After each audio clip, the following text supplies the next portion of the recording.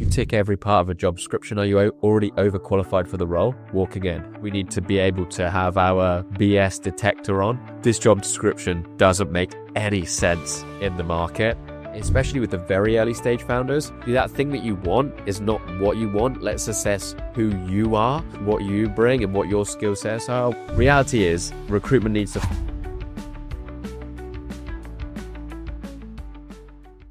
Welcome to What the FTE, the podcast for HR leaders who are done playing defense and ready to shape the future of work.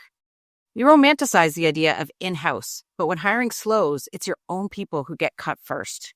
My guest today is Joseph Withers. He's co-founder of HighlightTA and a guy who's built, scaled, and dismantled more hiring teams than most people ever will. He's seen the inside of the talent machine when it's booming and when it breaks. In this conversation, Joseph will explain how most companies get wrong about hiring, why projects are a red flag for TA, and how to build a flexible, resilient talent model that actually fits the rhythm of modern business.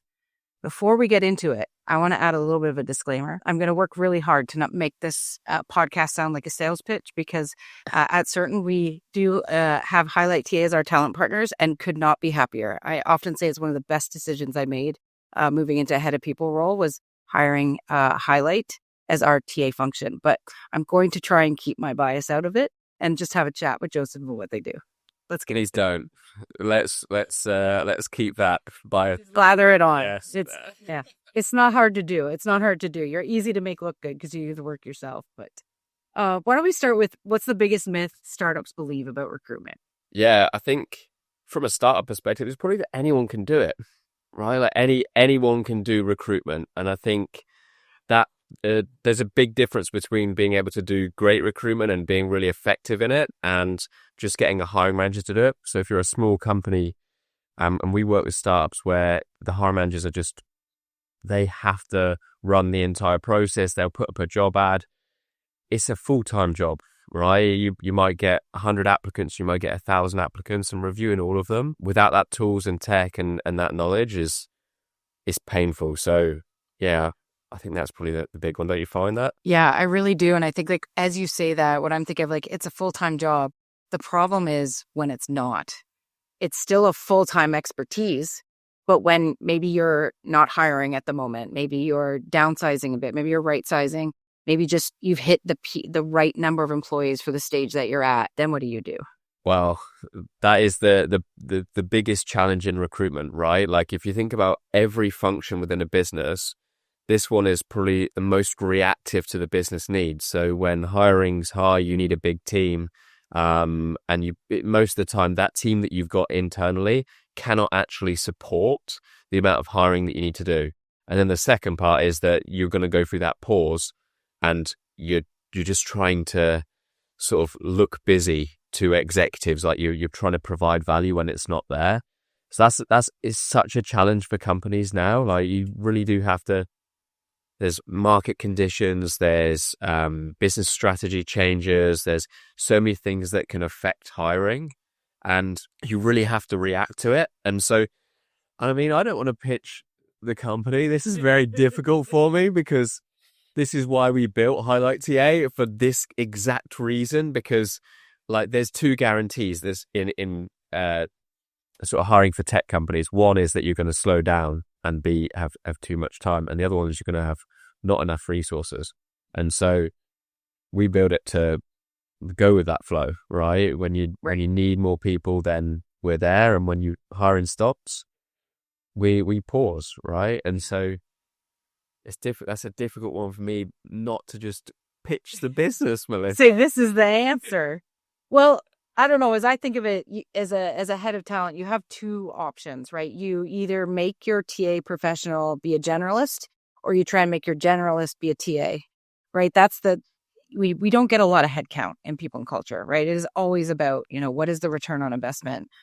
A lot of people and culture teams are relatively small in the startup space, and they do an outsized amount of work. For me, that was the debate I was having. Do I have one of my generalists spend time, or one of my business partners spend time hiring? Or do I hire a full-time TA and make them be a generalist? Because they're going to have to pick up other things when it's not busy. I can certainly speak to the kind of hazards making a TA a generalist. I wonder what you think about when you try and force kind of like that generalist to be in a TA role. What does that show up as in your experience? And we see companies do it. I just think that they're not necessarily given the tools that they need to succeed, right? So nowadays you want to be able to headhunt, and you need to be effective with that headhunting to make it a viable option. And so most generalists are not trained in that way. They're not given great tools like Ashby. We both use Ashby and love it. And so having that, a LinkedIn license, I just think that they're not as effective, and it's a big time constraint. If you think about most hiring demand, it's like that first sort of week, 2 weeks, you have to do a lot of uplift, a lot of screening to get to that sort of quality of talent that you want to be able to feel confident putting in front of that hiring manager. It's just too time consuming for them. Like I just don't see it working, to be honest. It's not. Yeah. And the other way around, like TA going into P&C, I don't know many TA people that can be doing anything good in P&C. Like it's a liability. Do not make us do that, right? Yeah. Yeah. Well, when I think about really great recruiters, I think they are more like closer to business development or sales teams, right? Like if I'm looking for someone to sell an HR product like we have, TAs may be one of the first places I'm going because they've got in that built-in sales culture, and then they also have the lens of HR through the business. So you're right. They're probably closer to that, in my view anyways, than they are to someone you want to be acting like a business partner within your P&C team. Definitely. Yeah, and the ability to sort of pick up the phone or not nowadays, it's all done via video call, but just jump on a video call, be confident in what you're talking about, understand what their needs are, and then pitch the business. That's a unique skill set that does really more align to business development and sales rather than people and culture, should we say. Yeah. And the empathy side of things. Yeah. I know another kind of question that often comes up for me, especially again in the startup space. How do you know when it's time to scale up or scale back your TA capacity? Okay, this is difficult because it's the biggest challenge in recruitment. Scale back, I think. Scale up's pretty straightforward in the sense of if a hiring manager's like, oh, I need to use an agency, or that you're just not hitting those sort of like time to fills. Like reality is recruitment needs to flex to business needs. And if we're not getting the people in the seats fast enough, and that's affecting the overall business goals and objectives, then that's the writing's on the wall. You can really tell it by statistics. And so then that's where we need to make an additional headcount or find another solution. It's the other part, which is a little bit less data driven and a bit more an emotional decision, right? When we have to reduce that headcount, that becomes tough. Like I've been in talent teams where it's like we're literally just trying to show our value to execs. Like, oh, okay, if we're going to do like an employer branding project, or we're going to do certain things like this, like when things are good and we've got so many roles that we can't think, those things are like literally the last thing you're thinking about. But then when you're having to do that, that's when you really have to make that emotional decision. And it's very hard to sort of forecast. I mean, you know this very well, right? When it comes to budgeting for hires, you do that initial sort of yearly budget and forecast. How often does that come true? I want to say one day. We'll get there. But even the most like stable companies, that forecast for that year is often like, okay, we want to do like maybe like 40 or 4 a month is what we're anticipating based on turnover. And then 150 hires later. How do you deal with that as a TA, right? Like, yeah. Very, very difficult. So yeah, scaling up is easier. Scaling down is much harder. And you do need a solution that allows you to do both. And I would say like that, I don't even think that is startup specific. It's certainly my experience in startups, my experience in very robust like industries like banking and insurance. Everyone is having to move at the pace of markets, right? And to keep up with needs, your hiring plans do change throughout the year. It's, you can set that goal, and it's important to do that. So you've got kind of a vision of where you're going, but you have to be able to be reactive. And sometimes that means hiring more people than you thought. Yeah.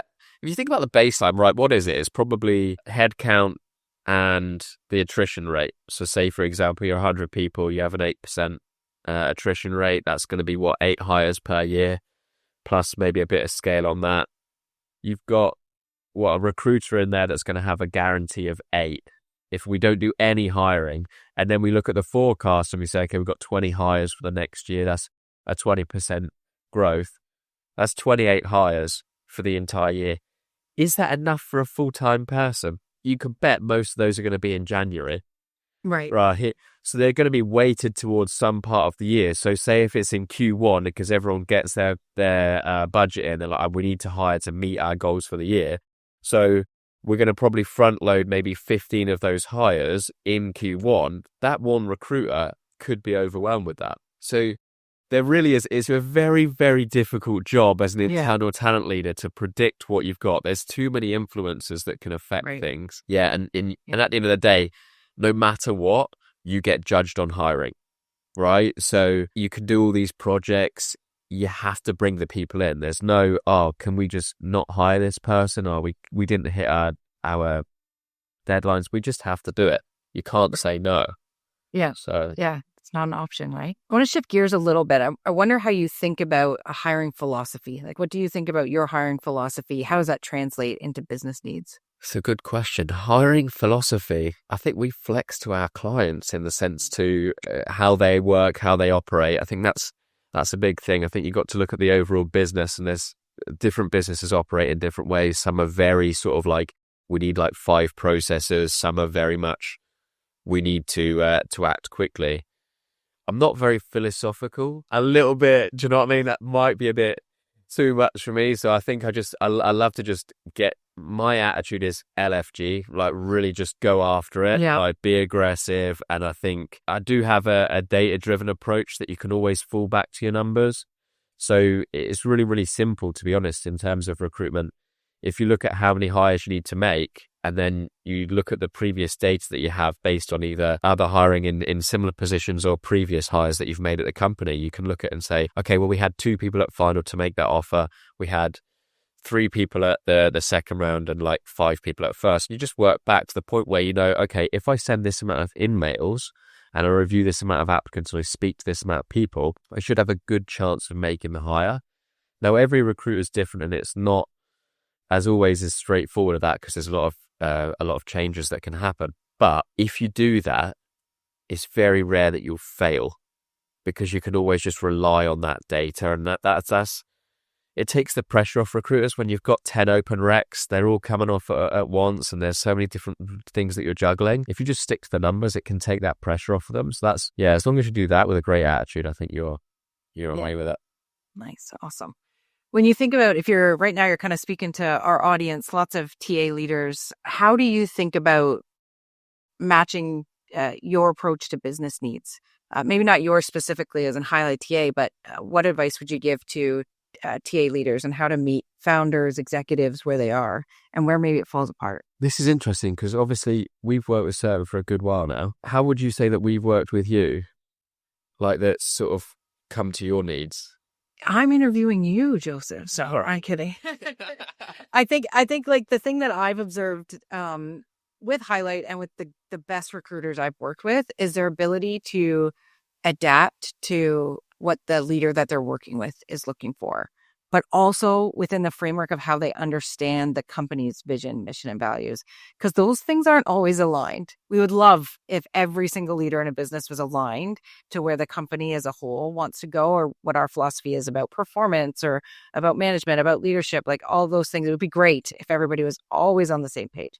That's not always true, right? I think that's an ideal state we should all strive for. But when that's not true, I imagine as a recruiter, it's very difficult to match those, because it's not unlike being a business partner, which is more kind of the role that I play, is like, you have to be able to flex and adapt. And I think that has been one of the reasons that our relationship has worked so well, is different parts of our business do need different things within the parameters of what we kind of, as the executive team, want our overall mission, vision, values, those types of things to be. So how do you do that? Well, I think this is recruitment in the sense of like people, right? Like, everyone's different. So every hiring manager's got a different personality, different way of doing things, and we just have to adjust to that. But then we also have to take, say, for example, your overall vision, right, for the company from a P&C perspective and an ops perspective from your position as well. Like, how does that translate to the sort of day-to-day side of things, like, and the overall implementation? I'm talking like cultural aspects. This is probably not a good answer. Thinking about it as I come to it, I would probably say just flexing to the people is important, and then knowing the overall business needs. I know what I've observed you do is on an intake, like just asking questions about what's important. Asking, like, I've seen you do that. I think you do it without even thinking about it. That's why it's hard to answer. Yeah, I think that's it. Really, like, if we understand the problems that we're looking to solve, right? Like, every hiring manager's got like their own sort of needs and wants, and they're quite selfish, and it makes sense to be selfish. They've got objectives that they have to hit, and this hiring is going to be affecting those objectives, right? So we have to really understand, okay, what's the problem that we're looking to solve with this hire? And then they don't necessarily have every answer, so we need to pull as much information from them so that we can build that picture. We can do a gap analysis between what they've written on paper and what they've actually said, and then we can create like an effective scorecard system that allows us to evaluate candidates in their mindset. So we want to just be as one with that hiring manager as possible to make that process as simple. And then I think that just speeds things up. I don't really have many hiring managers complain to us when we go too fast. Right. And that's all about doing that discovery, really getting on the same page with that person and making sure that we're gathering as much information as possible. And you've got like 2 weeks grace where you can really ask what you want. There's no wrong questions. And then after that, you really need to know what you're doing. So I'd say that first couple of weeks is super important. Do that discovery, understand what they want, and just fire questions. Most hiring managers are okay with that. Obviously, the higher the exec, the more respectful of time you have to be. That's a great answer. So yeah, that's a great advice. Like, that really take advantage of those early days to understand, so that then you're ready to deliver when it's time, right? Don't you think, like, even with your hiring, like the first 48 hours, that first impression is so important, because then that hiring manager goes away and goes, they've either got it and they feel confident in what your ability is, or they go, we need some support. Or they're going to complain. Like, if we go and meet, say, one of your partners within the business and they don't have confidence, they are knocking at your door, Melissa, and saying, why have you hired these people? Right? Like, there's no forgiveness, because they literally need these people in place. The reality is, it's already affecting them. Most companies cannot have the runway. Like, it takes, say, 3 months to make an executive hire. Most companies go, okay, when do you need this executive hire? Yesterday. Yes. Right. And if you're not getting them in yesterday, then it's affecting a lot of stuff, right? So the pressure's immediate. We have to be on our A game from day one, making that impact and showing them that we know what we're doing. Right. Yeah. I wonder, you kind of touched on there too, maybe what like partnership looks like. And something I've been thinking about, and I was guilty of doing this morning, is, like you said, recruiters do what they do day in and day out and day in and day out, and they're fantastic at it. Sometimes we forget that other people don't have that context, and maybe they've hired once, or they hire once a year, or maybe it's been 6 months, whatever it's been. How do you remind yourself to slow down? The thing I did this morning, I had on a slide, IC. I don't know if I say IC to you, what does that mean? Independent contractor, individual contributor. I was thinking individual contributor. I think individual contributor, you're either a people leader or you're an individual contributor. Yeah. That's, the thing in my lingo, day to day, that's what I mean. And I threw it on a slide, not even thinking, right? But of course, thankfully someone asked, because sometimes people don't ask. They don't feel like they can ask because they feel like, maybe I should know what that means, right? How does that show up for you? Because it is like, it's very, it rings very true to me that you want to move fast and you want to fill those roles, but you've got people who don't do this every day, are such a critical part of the process. How do those things fit together? Yeah, this is an interesting one, because I think, like, say you get those people that make that transition from an individual contributor to a hiring manager, and it's their first go. 9 times out of 10, that process is long. It Right. delays things, right? They're making decisions based on maybe interviews they've had, process that they've been part of as an interviewer, not necessarily owning that process end to end. So I think it's important that we sort of set the stage as to what the process looks like. We give them as much information as to what we do and what we are, say, responsible for and what they're responsible for, right? So we as recruiters, we're responsible for the process. We're responsible for effectively hitting certain deadlines and getting the people in front of them and managing that candidate experience through that. And then they're really responsible for the decisions, right? Making themselves available, and then also partly creating a great candidate experience from an interview perspective. They also need to wrangle the team and know who's going to be doing what in that interview process. So I think you can really make it easier for them by just saying, hey, look, we're going to handle this, you're going to handle that, and you're the expert, right? You're the expert in, say, operations, and I'm the expert in recruitment. Just tell me, like, what do you do? Why do you need this person? Right? Like, these sort of questions, it makes them feel confident if you can ask them things that they know. And then from there, they start to get a bit more confidence. They see that, okay, this is what they're asking me. This is what we're going to ask through the process. And just very transparent with the numbers, the updates. Proactive updates is a massive thing. You know this at Certn, right? Like, most hiring managers want to be told what's going on before they have to ask. And so doing that once a week, twice a week makes them feel in control of that process, and it just gives them a lot more confidence. So it's a challenge, though, those early stage hiring managers. You know it's going to be take longer most times.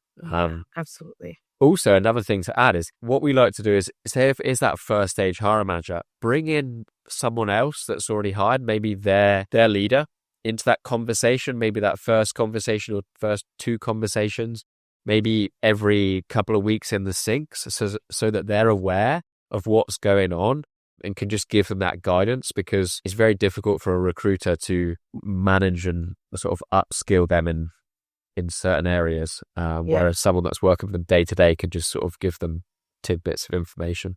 Right. Yeah, that's a great tip too. That makes a lot of sense. From whatever stage in your career as a recruiter, what is the toughest conversation you've had to have with a founder or a senior executive around recruitment? This person's not joining your team. Like, you've hired this person and they're about to start Monday. Yeah. And they've packed out because you know that they're like crying for this person to join. And this will happen in recruitment. It always is. It's inevitable. I as a recruiter, I bet every recruiter listening is thinking, until they walk in the building or they effectively log in, it's not done. And I don't feel 100% confident. And I think that's just the reality. So just breaking that news of this person's not joining your team. It hurts. Like, right? Feel it right now. Yeah. It's so bad.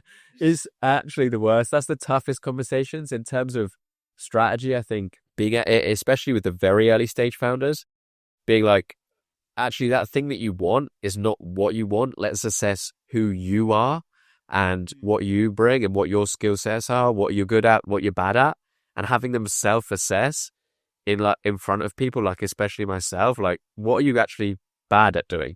That's maybe who we should start to hire, not you've seen a video on LinkedIn and like, okay, I really like this new AI PDR or whatever. Right? Yeah.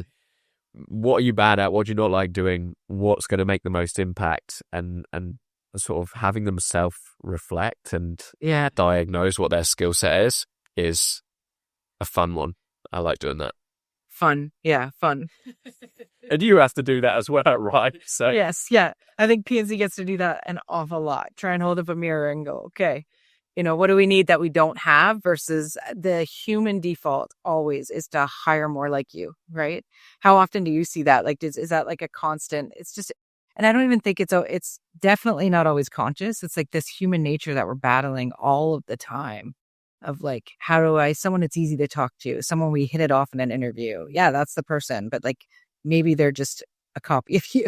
Is that what you need? That's the worst, isn't it? Because like, even being a hiring manager myself now and hiring for the team, it's very, very easy to like just fall back to that. get on really well with them. You can't Yeah. put yourself first. You literally have to think of the business first, and you've got to withdraw from that situation and say, okay, to make a great company, I think you need many different types of cultures. That's why my worst question of all time is, what is the culture like at the company? Because it's generally defined by the people. And how do I know that you like the same people as me? Right. So it's a borderline pointless question. It's very difficult. And okay, this is a good one for you, right? When you are trying to build out a culture with so many different types of personality and different people, how do you even really truly define what it is? A culture really for me is systems. Because like you said, with a lens of how are people experiencing those systems? What are the what is your compensation philosophy? What is your performance record? Like all of those things build a culture. Because you're right, it's really easy to call camaraderie culture, or like who do I like to go to for beers with culture. That's really not what a company culture is. Sometimes I define culture as the worst behavior that you're willing to accept. And that reminds me always that every employee experiences culture through the people that they work with, and that their first level leader has their biggest impact on how they see the company than anyone else, more than the CEO, more than the founder, more than the head of people and culture. It is the person that you report to that really shapes your experience within a company, for better or for worse. So I have some organizations that I've worked for that I speak so fondly of, and I almost always remember to add the caveat that I also fully understand in an organization that size, someone else might have a very different experience, right? Yeah. So when I set that bar as the worst behavior that you're willing to accept, I often mean from leaders, but it really is overall. Because if you're okay with that because someone's a high performer, if you're okay with that because someone's, been around a long time or whatever it's been, then you really can't declare that your culture is any different than that. And if that's the floor, then you don't get higher than that, right? And this is really it reflects in the interview process, in the sense that I think that every first round interview with the company should be with the hiring manager, because some companies they'll bring in peers or they'll do a technical without that person, Right. and really you get that buy-in. You're interviewing the candidate just as much as they're interviewing you, and so you need to have that. You can bridge that gap early doors and really understand if it's going to work or it's not going to work quickly. Yeah. It's super important, that first interview, right? Yeah. Agreed. I have one last burning question for you. And it's a bit of a pet peeve of mine. And I think I see it a lot in our space, in the startup space. What role does recruitment have to play in the problem of seeing, say, a posting that says, I want 10 years experience in a technology that didn't exist 5 years ago? Where is recruitment's role, if you're talking to the recruitment professionals right now, in thinking about the postings they're putting up and pushing back in some of those requirements? Because there's different people that need to play a part in setting up those role mandates and those job descriptions. But I see so many postings that require 10 years of experience with agentic AI. How does that work? Yeah. And I mean, this is where you really just have to sort of stand tall to a certain extent with that hiring manager. And it's all about knowledge, right? If you've been there and you've done it, you can see the writing on the wall. You're able to read a job description now and be like, okay, 10 years makes absolute no sense. Right. And that's probably the difference between a recruiter and a great recruiter, being able to see, can we actually find this? Do we want to build a unicorn here? Do we want to actually hire someone? Or are we just going to the market thinking that we're going to find someone, but it's not actually realistic in any way, shape or form? So I think that we have a responsibility to influence a job description from the ground up. And we as recruiters our value is aligning that job description to the market. So let's talk AI, for example, or even just tech in general now. Say 5 years ago when we were hiring, 5 years of senior full stack full stack development experience using sort of Node on the back end and React on the front end, that kind of made a bit more sense. Now, these new technologies, you can learn stuff so quickly. It doesn't necessarily make sense to bracket someone based on years of experience in technical roles anymore. Because especially with technical assessments, Waterloo grads are going to probably have a better chance at passing those roles, those interviews than people that have got 10 years of experience. And if you've done 10 years of experience, but it's with outdated technology, or it's not in that exact thing that you're looking for, that could be worse than doing like 6 months of internship using those technologies. So we are 100% responsible, in my opinion, because we need to be able to have our BS detector on and be like, this job description doesn't make any sense in the market. But you don't really get that until you like sort of had a few years under your belt, like, because it's like you standing up to the CEO being like, this is not realistic, right? And you have to be able to have the knowledge and the ability to do that, right? Which is takes time. You've prompted like a couple of follow-up questions for me, but because this one's right here, again, I don't want to go into pitch mode, but what I have noticed that I thought would be missing in a model like Highlights is the ability to influence in the relationships. And like, if you would have, kind of high level told me about your offering, that would be the worry that I would have, is like, when I need to say no to the CEO, do I have someone that can carry that influence? I'll talk a little bit about how you pull that off. It's a good question. I think what we do is we build great relationships with the people that we work with from a P&C perspective, and that helps drive influence internally within the business. So it's first about building a great relationship with, say, for yourself, and then you've got that sort of backing in those conversations. That sort of sets you up for success in that regard. But we really, really act as that internal team. That's our pure goal, is to not be external. It's to be embedded into their processes, into their systems.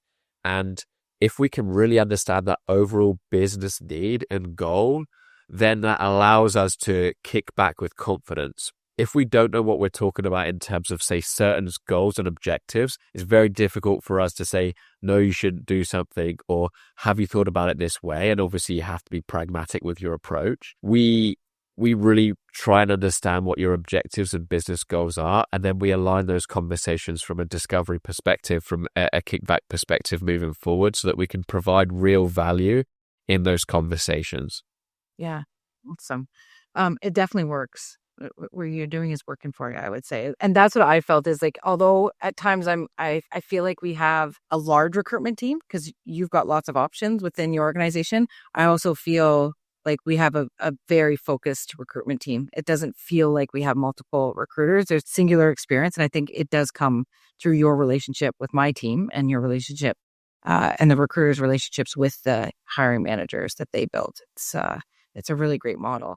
Again, I'm going to promise not to end on this pitchy type of note, because something else that was coming up for me when we were talking about like the 10 years of experience and something that didn't exist is the risk there. Now, for me, this is coming into my mind as a combination of what I know to be true from research, where, certain demographics won't apply unless they have all of the things, right? And sometimes those are your most qualified. What I think I've seen, and I wonder if you see the same thing, is that you almost get, when you do that unicorn hunt and you stick with all of these things that almost never go together, then you actually get less qualified people that are just kind of throwing spaghetti at the wall. They'll still apply. But the people who might be the really great fit for that role will be like, well, I don't have that, so I'm going to go apply somewhere else.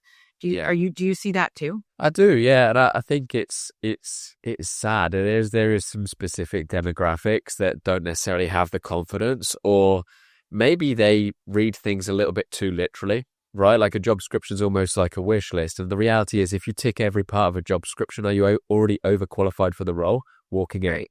You probably want to be around about the 75% of that job description. That's ideal, because we need room to grow. It's sad that people don't look at a job description and say, okay, I tick off majority. I don't know how we change that.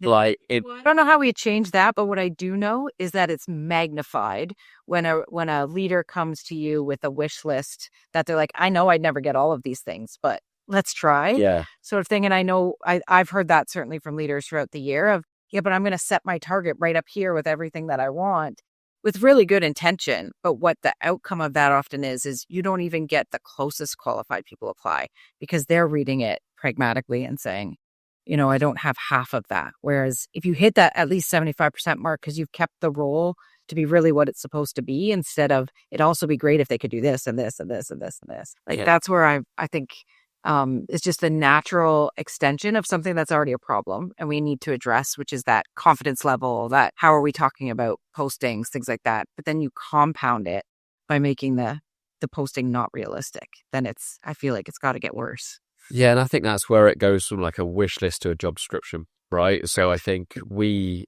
do have that responsibility to try and think a bit bigger picture or broader with a job description, right? So we cast a slightly wider net, and then from there, a headhunt, that's where you get that wish list, and then you can target exactly what that hiring manager wants. I think it's important that job descriptions are fairly specific, and then understanding when candidates, and this is really just a recruiter thing, where they see the candidates come in that might be slightly left field. And you love a left field hire, by the way, don't you? I do. I really do. Those people that are not necessarily in the box. And that's where it's about a great recruiter is able to see some crossover and some things that we haven't thought of everything. If you've thought of everything, then I don't know who you are, but I don't know you, right? So you generally, I love being able to say, oh, you said you wanted this.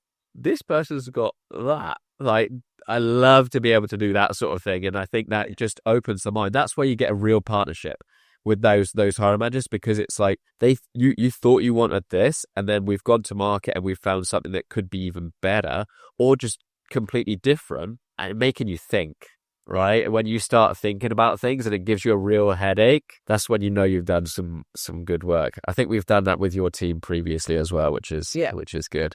Definitely. I'm going to take a little self-dig here, and maybe it's like when you make me think, I finally stopped talking. So that's probably helping on your side, but we'll wrap there. A few things that I'm taking away. You don't need a permanent TA team. You need a fit for purpose one. And the real strategy isn't outsourcing and insourcing. It's the quality of the partnerships. And it's the way that your TA function knows your business and knows your hiring managers. I think that was key for me. If this episode gave you something to think about, sign up for our free insight drop. The link is in the show notes, or check it out at certn.co/podcast. That's CERTN.co/podcast. Thanks for listening. Thanks for being here with me, Joseph, and we'll see you next time. Thank you, Melissa.